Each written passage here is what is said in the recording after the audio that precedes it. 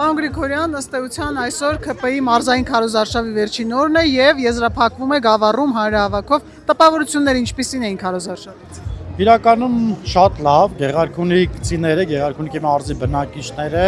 սիրում են իշխանություններին, սիրում են վարչապետին, ամենակարևորը եւ գնահատում են խաղաղությունը եւ ըստ էության դուք տեսաք մարդաշատությունը, բազմամարդությունը եւ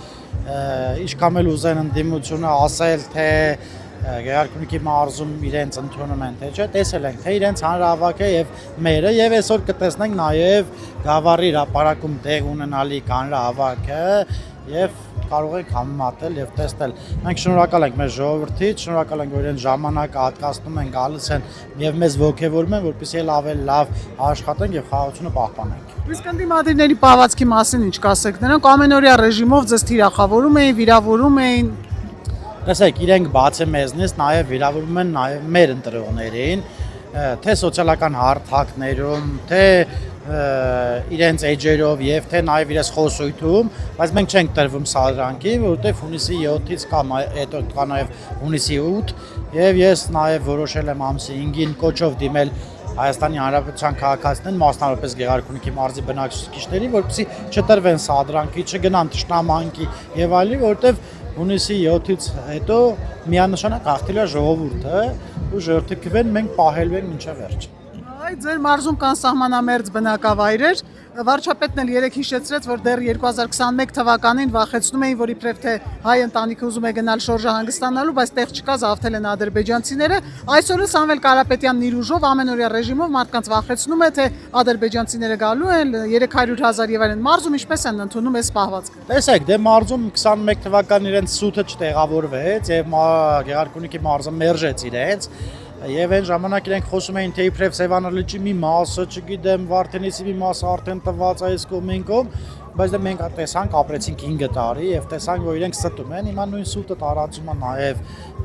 այդ Սամվել Կարապետյանը, Կալուգայ Սամոն, ու ինչա կատարվում, տեսեք, ինքը ասում է թե իբրև այսքան ադրբեջանցի է գալու, երեք Միրզոյան Արարատը մի լավ բան ասաց, դա ասաց զզվելի սուտ է եւ այդ տարածողները առնվազն բարոյականության հետ խնդիր ունեն, որովհետեւ չի կարելի այն փաստը, որ հերկվում է, այն փաստը, որ պաշտոնապես է հերկվում եւ այն փաստը, որ իրականության հետ աղերս չունի, նրանք փորձում են նորից հրամցնել։ Ժողովուրդը գիտակից է, ժողովուրդը քաղաքականապես շատ հասուն է Եվ ըստ էության իրենց պատասխանը հունիսի 7-ին տալու են եւ հունիսի 7-ի գիշերը ըստ էության մենք տեսնելու ենք իմ կարծիքը, որ ժողովուրդը տեր է խաղաղությանը։ Եվ ամփոփելով նույնիսկ այսօր էլի ուժեղ Հայաստանի ներկայացուցիչներին մեղադրանքի առաջադրվում ընտրակաշառքը վերցնելու ու տալու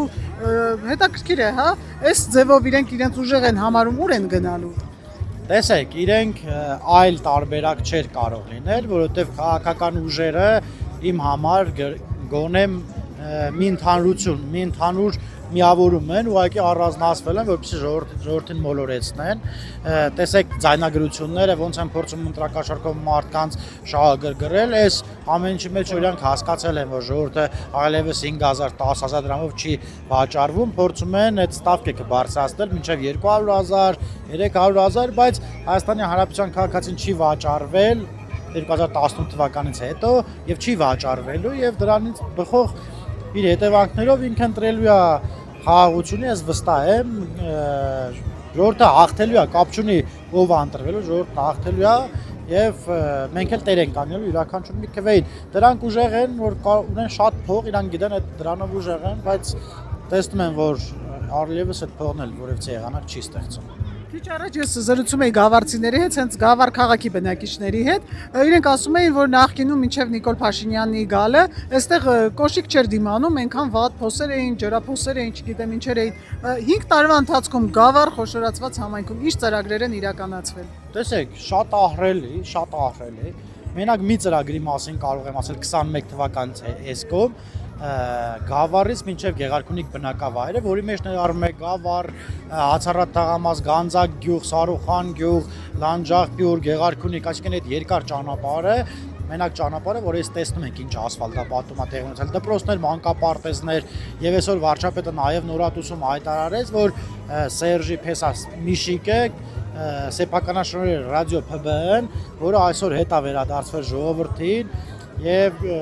գավառում էլ լիքը ապօրինություններ վերացել են, մարդիկ ապրում են ազատ, խոսում են ազատ եւ դպրոցներ, մանկապարտեզներ մենք ունենք Բերտունգ բնակավայր բացառապես մանկապարտեզ երբևիցե չի եղել։ Մենք հիմա այդ մարդկանց մանկապարտեզ ենք սարքում։ Գիտեք, ի՞նչ չի եղել, որտեվ այնտեղ օրինակ ընտրողների թվականակը պակաս է եղել, օրինակ նախկիները մտածել են այնտեղ խի մանկապարտեզ սարքենք, որ քիչ ձայն ունենք եւ այլն, իսկ այդ մենք չենք հաշվում եւ մենք չենք անում, որպեսզի ձայն գործենք։ Մենք անում ենք անուն Հայաստանի Հանրապետության, անուն Գավառի, անուն Գեղարքունիքի մարզի։ Շնորհակալ։ Ես եմ շնորհակալ։